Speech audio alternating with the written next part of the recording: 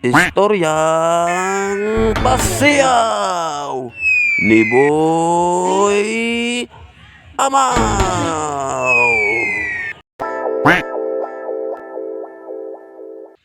Hello guys, Istoryang Pasiyaw ni Boy Amaw Part 3. Lain na sang istoryang pasiyaw nga akong idalit kaninyo guys. Kini akong istoryang pasiyaw karon bahay ni Boy Amaw nga usa ka mananggiti ug sa iyang silingan nga dalagang guwang. Nya kining nagpuyo man ni sila kanang bukid ba. Nya kining bukid in taon ng panginabuhian ani. Panguma nya mamuhay kayupan. Nya kini si Boy Amaw mananggiti man ni siya guys. Mananggiti ni si Boy Amaw. Karon ang dalagang guwang ang iyang panginabuhi mao gyapon nanguma nya nang namuhig kahayupan nya karon kay daghan mo kay siyang baka nya kanding nya iyang gitugway ang iyahang baka sa pagtugway niya guys.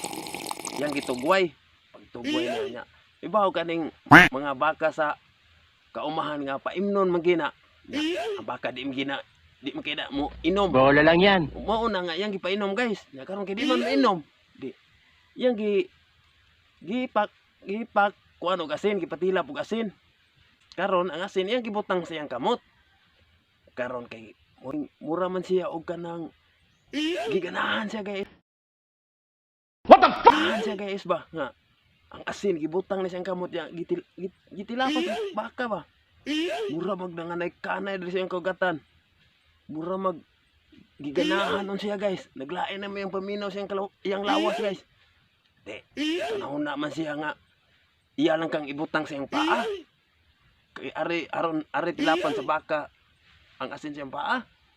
Di, ayang gihubo ang iyang shirt. Pag hubo niya guys, iyang gibutang diri ang asin. Sus karon, diri na tilapas baka ang asin siyang paa. Ganahan naman gising maayo guys. Sus, wala gising kapugong. Naghubo na siyang panty guys. Damn! Siyang panty guys. Ang asin dito nagibutang na siyang palalat. Dito nagibutang kay haron patilapan na sa baka. Pagbutang niya, patilaan na sa baka. Guys, sus, naglitad-litad naman si anak-anak. Sige ka, anak niya guys. Sige ka.